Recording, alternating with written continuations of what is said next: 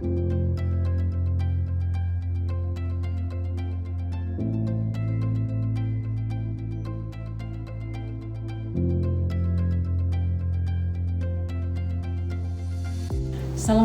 warahmatullahi wabarakatuh. Selamat siang, salam sejahtera untuk kita semua. Perkenalkan, nama saya Dr. Hewan Olan Rahayu Puji Astuti Nusa, Magister Veteriner APVET. Saya merupakan dosen di Fakultas Kedokteran Hewan Universitas Wijaya Kusuma Surabaya, dan saya mengampu atau mengajar mata kuliah histologi dengan nomor KHV 166. Video ini dibuat sebagai kewajiban Tridharma Pendidikan, antara lain yaitu pengajaran, dan di histologi ini dengan kodenya KHV 166 histologi dasar untuk D3 veteriner. Dan di sini terdiri dari 1 SKS untuk pengajaran dan 2 SKS untuk praktikum. Mata kuliah histologi ini merupakan mata kuliah wajib sebagai prasyarat untuk mengambil mata kuliah patologi di semester berikutnya. Dan juga di sini untuk capaian pembelajaran ini, mahasiswa diharapkan dapat mengerti konsep dasar histologi yang mempelajari tentang sel-sel yang normal dan mengidentifikasi, dapat membedakan antara satu organ dengan organ yang lainnya, di mana jaringan dan juga bentuk selnya pasti memiliki kekhasan dan fungsi masing-masing yang berbeda-beda. Di histologi ini dibagi menjadi 16 kali pertemuan, mulai dari yang pertama yaitu mahasiswa diharapkan mampu mengetahui bagaimana tata cara pembuatan histopat, ya, mulai dari jenis-jenis pewarnaan, kemudian fungsi pewarnaan masing-masing, dan juga struktur sel dasar. Kemudian di pertemuan berikutnya, mahasiswa diharapkan dapat mengetahui bagaimana cara untuk mengidentifikasi tentang berbagai macam epitel yang ada di setiap organ ataupun jaringan sesuai dengan fungsi masing-masing daripada sel tersebut. Selanjutnya, mahasiswa akan mendapatkan pengajaran ataupun pembelajaran dan juga praktikum yang meliputi tentang pembelajaran untuk mengetahui daripada sistem pernafasan, kemudian juga sistem urinasi, kemudian juga sistem daripada traktus digesticus, kemudian limfatikus, dan sebagainya. Di sini untuk penilaiannya terdiri atas tugas. Dari penugasan itu, mahasiswa diharapkan untuk dapat mengerjakan berbagai macam jurnal, dalam artian mereka harus mencari jurnal yang 5 tahun ke belakang, ya. Kemudian juga mahasiswa juga penilaian juga melalui kuis, kemudian juga UTS, kemudian praktikum, dan juga UAS. Penilaian itu sudah ada di sistem kami di FKUEKS, dan juga mahasiswa dapat mengerjakannya di Elena yang sudah disediakan oleh Universitas Wijaya Kusuma Surabaya. Untuk tugas mahasiswa diwajibkan untuk mencari jurnal dan juga mempresentasikan itu di depan kelas, dan juga ada sesi tanya jawabnya. Kemudian juga penilaian juga meliputi kuis, ya, dan juga ada UAS dan juga UTS, dan kemudian juga penilaian di praktikum, dan juga praktikum itu harus memenuhi kehadiran sebanyak 100%, dan juga ada ujian pada terakhir dari praktikum tersebut. Sebagai penunjang pembelajaran di histologi ini, jadi ada buku penunjang, ya, untuk kelancaran dalam proses mengajar, yaitu buku ajar, ya, dan juga buku praktikum yang merupakan kewajiban untuk masing-masing anak, sehingga kita bisa melakukan penilaian bagi mahasiswa tersebut. Berikut ini adalah video yang kami buat mengenai pengajaran di kelas, dan juga ada video tentang praktikum yang wajib kami lakukan bagi mahasiswa. Assalamualaikum. Waalaikumsalam. Alhamdulillah adik-adik, hari ini kita akan memulai perkuliahan lagi. Ini pertemuan yang kelima. Ya. Sehat semua? Oke, kalau gitu kita mulai perkuliahan hari ini ya. Sekarang kita akan mempelajari mengenai usus halus.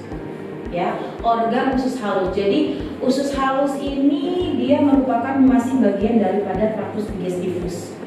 Ya, usus halus ini perannya itu sangat penting. Nah, untuk melihat keadaan struktur normal, ya, kita akan mempelajari bagian-bagian daripada jaringan, ya, yang ada di usus halus. Nah, Anda bisa lihat di slide, tolong perhatikan saya, ya. Usus halus ini berbeda dengan dua saluran sebelumnya.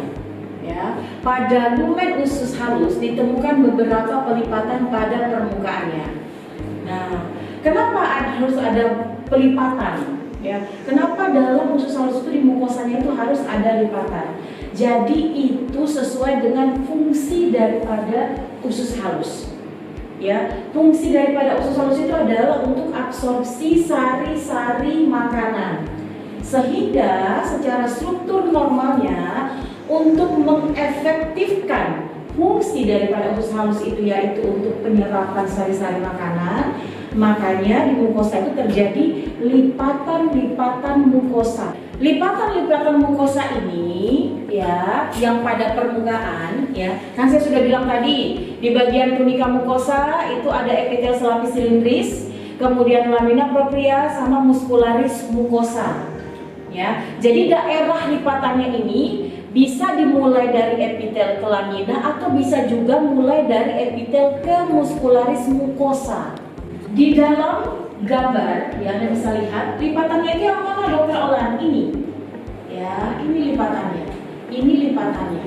Jadi itu tadi lipatan ini, ya, untuk mengefektifkan fungsi daripada usus halus untuk penyerapan daripada sari-sari makanan. Ya, jenis-jenis lipatan apa aja? Ada macam-macam ya. Plica kerkrini. Plica kerkrini itu yang mana Dokter Olan? Itu pelipatan yang sangat dalam, dimulai dari epitel sampai dengan muscularis mucosa. Ya. Kemudian ada yang dinamakan dengan fili intestinal. Ya, fili intestinal ini adalah bagian yang di atas ini, gambar D. Ya, dia hanya lipatan di bagian atas saja. Ya, kemudian ada apa lagi? Ada yang dinamakan dengan mikrofili. Mikrofili ini kan tadi fili intestinal kan? Mikrofili ini itu hanya terlihat dengan bantuan mikroskop yang sangat kecil, yaitu namanya mikroskop cahaya. Ya, mikroskop cahaya nanti itu akan terlihat adanya mikrofili. Jadi mikrofili itu terbentuk dari tonjolan daripada sitoplasma di fili intestinal. Beda ya? Fili sama mikrofili itu beda. Paham? Sampai di sini ada yang mau ditanyakan? Mohon izin bertanya dokter. Oh ya silakan. Untuk jenis-jenis epitel yang ada di setiap organ apakah sama atau berbeda ya dokter? Oke, baik.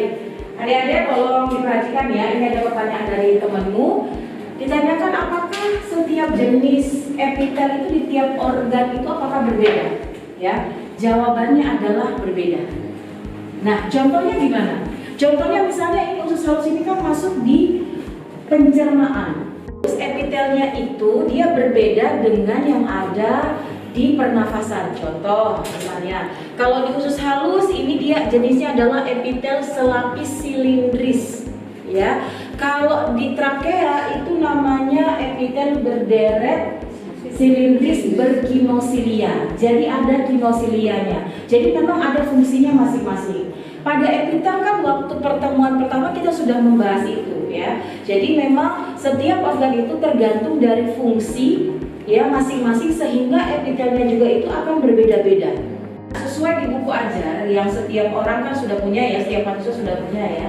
Jadi buku ajar dan juga buku praktikum. Nah, coba kalian buka di halaman 70, itu akan ada penjelasan mengenai tunika submukosa. Ya, jadi setelah tunika mukosa ada tunika submukosa.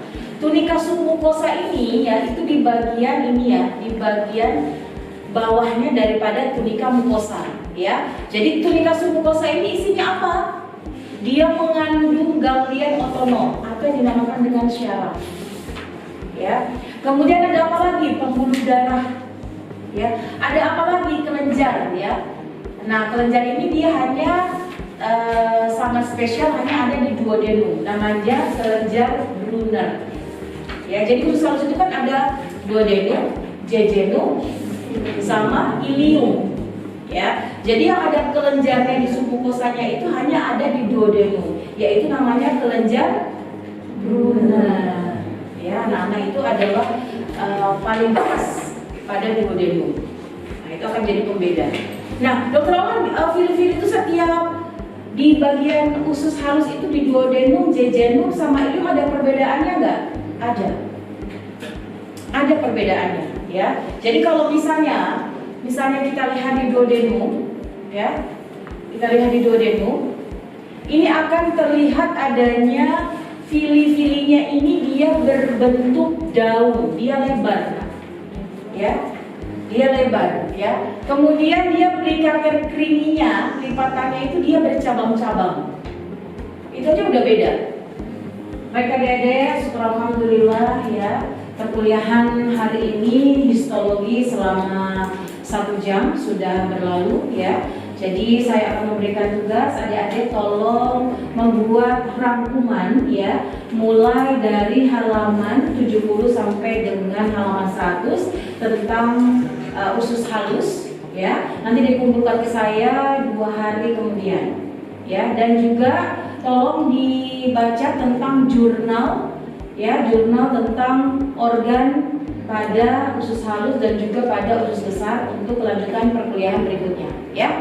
Baik, terima kasih. Wabillahi taufiq wal hidayah. Wassalamualaikum warahmatullahi wabarakatuh. Waalaikumsalam. Bismillahirrahmanirrahim. Assalamualaikum warahmatullahi wabarakatuh. Waalaikumsalam warahmatullahi wabarakatuh. Ya, dan pada dasarnya secara garis besar sistem pencernaan dibagi menjadi 3 bagian besar. Ya, bentukan daripada struktur histologi normal dasar ya adalah Anda bisa lihat seperti ini ya, berbagai macam lapisan ya, mulai dari tunika mukosa, tunika submukosa ya, bagian tunika submukosa, kemudian ada tunika muscularis externa, dan yang terakhir adalah tunika adventitia, lapisan paling bawah.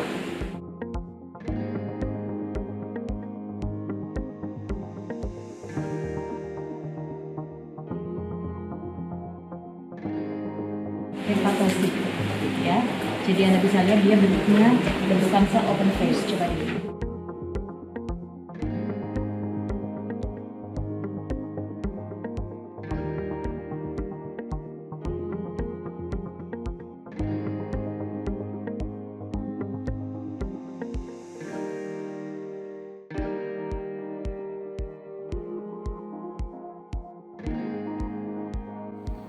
Terima kasih banyak. Sekian ulasan video yang merupakan Tridharma pendidikan ya di bagian pengajaran dari saya, dan diharapkan dengan adanya video ini kita dapat mencetak mahasiswa yang merupakan generasi bangsa agar bisa membanggakan orang tua, kemudian dosen dan juga bangsa dan negara kita.